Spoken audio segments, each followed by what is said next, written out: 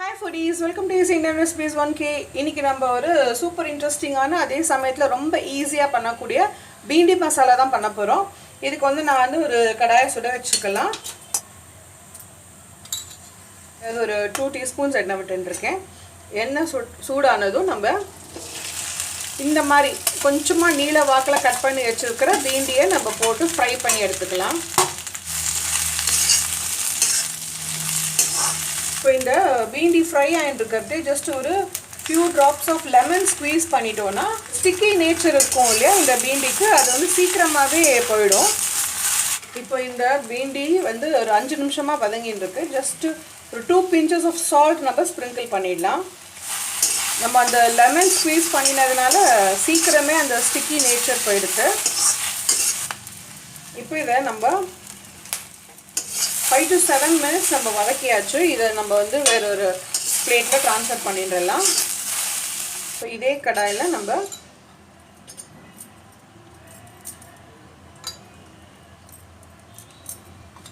இன்னும் கொஞ்சம் எண்ணெய் சேர்த்துக்கலாம்.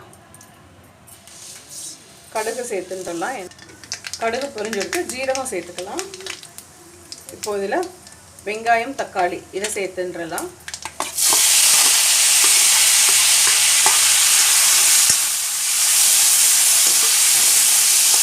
இதுல கொஞ்சமா ஜிஞ்சர் garlic பேஸ்ட் சேர்த்துடலாம். இந்த பீண்டி வந்து நீங்க ஆயில்ல ஃப்ரை பண்ணி கூட எடுக்கலாம். பட் நான் ஃப்ரை பண்ணல. நம்ம பீண்டில கொஞ்சமா salt சேர்த்திருக்கோம். இந்த दही பீண்டிக்கு தேவையான salt சேர்த்துடலாம். மஞ்சள் பொடி, chili powder, தனியா பவுடர், கொஞ்சமா ஆம்ச்சூர் பவுடர், இது வந்து கொஞ்சமா கரம் மசாலா. இதெல்லாத்தையும் இந்த ஒரு கப் அளவுக்கு நான் வந்து தயிர் எடுத்து வச்சிருக்கேன். அதுல நம்ம சேர்த்துடலாம். இத நல்லா mix பண்ணிடலாம். இப்போ இது நல்லா வதங்கிட்டு இருக்கு இல்லையா? இப்போ இந்த curd mixture நம்ம சேர்த்துட்டு கைவிடாம கலக்கணும். ஏன்னா தயிர் வந்து அடுப்புல போட்ட உடனே நம்ம mix பண்ணிட்டே இருந்தாக்க இந்த மாதிரி கலக்கிட்டே இருந்தாக்க அது வந்து திரித்திரியா ஆகாது. சிம்ல வச்சு இத கலக்குவோம். நல்லா mix பண்ணிட்டு ஒரு 2 minutes நம்ம கைவிடாம கிளறிட்டே இருக்கணும்.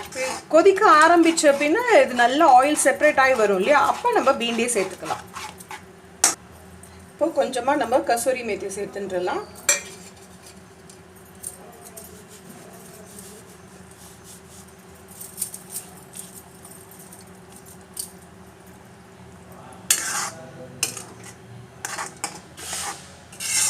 இது வந்து roti, phulka, jeera rice, plain basmati rice இதோட ரொம்ப ஃபேண்டாஸ்டிக்கா இருக்கும் இது. இப்ப பாருங்க இது நல்லா கொதிச்சாச்சு.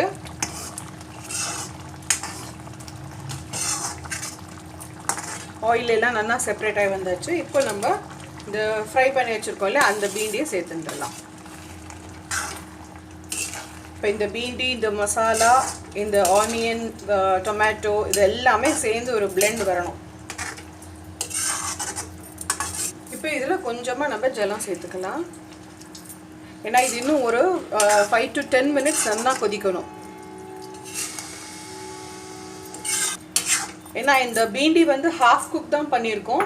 இது மசாலாவோட சேர்த்து குக் ஆனாதான் அது வந்து கம்ப்ளீட்டா குக் ஆகி கிடைக்கும் நமக்கு.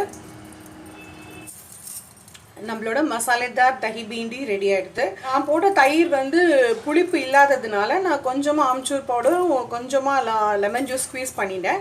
உங்களோட தயிர் வந்து நல்ல புளிப்பு இருந்ததுன்னா இது ரெண்டத்தையும் நீங்க ஸ்கிப் பண்ணிடலாம். இந்த மாதிரி ஈஸி அண்ட் இன்ட்ரெஸ்டிங் ரெசிபீஸ் நம்ம சேனல்ல நிறைய இருக்கு. Stay tuned for more easy recipes. Thank you for watching. Bye bye.